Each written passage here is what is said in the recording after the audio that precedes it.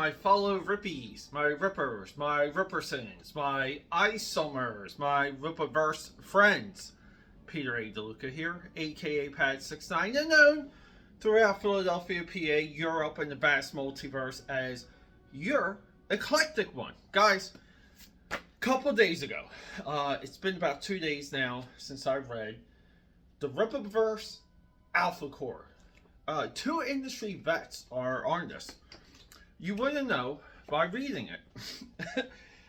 Joe Bennett is he's the clear, I got the whole stack here, but Joe Bennett is the clear superstar because he does like very Stranko, very Neil Adams, crooked panels, like nice splash pages.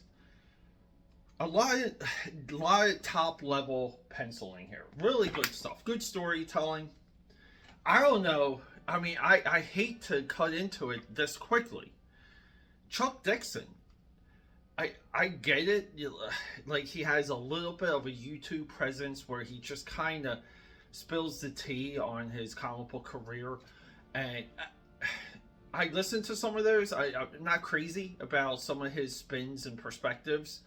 Not saying, he's making stuff up, but I don't agree with a lot of it. Because, here we read comics and we know comic book history on this channel.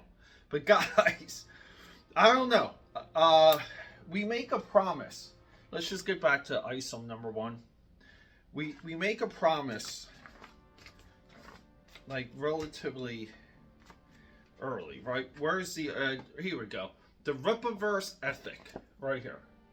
There's Eric July. This confounds me at this juncture. And keep in mind, of the entire Rippaverse, you and me, we're only 2 books in. Now, I'm not saying issues, I'm saying books. Because these, number 1, they read like manga. And number 2, they're, it's a good size. I think they're overpriced. I'm not going to get into that again. I bought these at the $5 sale. So for me, this is a great value for $20. It's not a value for 100 or 100 plus. It's just not. But here's the Rippaverse ethic. Respect the customer. Well, that's cool. I feel respected and cloaked in the amazing ISOM gear. Canon and continuity. I think Eric July, and guys, when I say I think, it's because I don't know Eric July's entire YouTube lore. Not that I feel like it applies, but I've seen things. Like, things come up on your feed. I think he has like a segment called like For Canon's Perspective or for Canon, something like, and there, I think that's his opportunity to drill into if something like the Obi-Wan Kenobi Disney Plus series breaks canon, meaning Princess Leia should know fully well who Obi-Wan Kenobi is by the time we get to Star Wars Episode 4, New Hope. That's like canon, right? I think he has like a segment that kind of details some of that. So to me, it's a significant, he says canon and continuity. And then the last one here, a comprehensive timeline. So in issue 1, and it blew me away just because I wasn't expecting it. Within the first few pages, we have Yara, who we don't have her book. And then we have Alpha Core, who is our Justice League or DC Comics Trinity analog. Okay, like Superman here, he's called Solari. And this is the Dark Knight, I think his name is Braxton. And then we have the Wonder Woman girl. And she's the only one that doesn't fly. Whatever with that. Just make them all fly. What are we missing there? So for canon, continuity, and comprehensive timeline, three of his bullet points. I didn't even read the paragraphs. I just read the boldface. For those 3, what I was expecting from this is, see, we get ISOM here. He gets called into action because he's got to hunt down a friend's like daughter or some crap. Her name's Jessica or Jane, I don't know. But he's got to hunt someone down, and then amongst his way, he kind of runs into Yara, but doesn't run into Alpha Core. So I thought in here we were going to kind of get a little bit more of a perspective of what's happening. This would be continuity. This would be a comprehensive timeline, and this also, you guys see it coming. It would be canon. It would be canon. Alpha Core, I think for like a second effort from a company, it's there. Like we have better illustration, we have better writing, and we have better coloring. I mean, we do have like nice, like really nice shots. The conception, like the brass of the ideas. This is where I struggle, because Alpha Core, they're a lot like on Wednesdays we do Wildstorm Wednesday, so we talk a lot of Stormwatch Golden Era Stormwatch, not the Warren Ellis that leads into the Authority Stormwatch. We talk the original Wildstorm Image Comics Stormwatch, and they have like their floating base. And then with the Justice League animated series, thank you Cartoon Network. We got very much locked in to the Justice League having some type of orbital thing, and realistically speaking, they would probably need 3 or 4 of them to properly orbit the Earth and be able to deploy, because you could be on the other side of the Earth and you're still screwed. But who wants to talk about that? It's comics, aka Padders. So for Alpha Core, right, like they have like something similar to a what's the helicarrier? That's what I'm thinking of, the Nick Fury helicarrier. But they have this. It's like a floated. They call it like the bird's nest, and it's not well designed. It doesn't have any type of iconic silhouette. Doesn't seem thought out. And keep in mind, to design this silhouette, it's like the cheapest part of the entire comic book production process.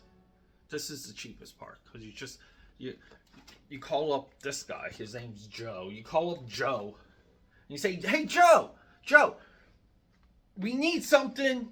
Can you give us can you give us something, because we know you got the talent." Joe Bennett has a stack of books for his bibliography. Joe, we've seen your work. We need a silhouette. Help us with a silhouette. But we don't get that. We literally just get a globulous mass. And am I nitpicking? Guys, let me know. Let me know down below. That's what she said. Just let me know. Like the green costumes here, the green gear. Like, why are they green? You know, like they're just green, and I don't understand why. Like you're kind of looking for like an explanation to why they lack contrast. They kind of have designs, but they kind of don't. I don't know what the Wonder Woman, what her powers are. I don't think that's explained in here. Maybe it's a panel that I missed. But we don't have a, like in here too, we don't do the Jim Shooter thing where, like, when we don't know of a like when the character is like introduced. And this is a great like second page, by the way, right? Because we go into here, and then we get into our Action Comics #1, right? Action Comics #1 pose. Right? Is it Action? No, is Action Comics #1 where he's smashing the car? What's this one? This is a Superman pose. I forget which one. Guys, come on. I can't have it all on the tip of my gray matter. But here you would get like a couple captions. You would just get a couple captions to tell me like who the guy is and what his powers are, and then when his friend shows up, like when because like he's in the first book, like when the girl shows up, when he walks into into frame, and she's here, like we have her info, so we track it. We can track it, or if you're doing extra pages, I don't know. Like, use some of the extra pages to, I don't know. I mean, even, didn't they do that at the end of X-Force #1? You know, we got, like, Deadpool's bio and write-up. I mean, guys, Arkham Asylum.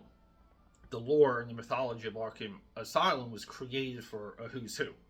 And then people read, like, kids read that, and they grew up to write comic books, and Grant Morrison just say, hey, I'm going to use this. I don't know.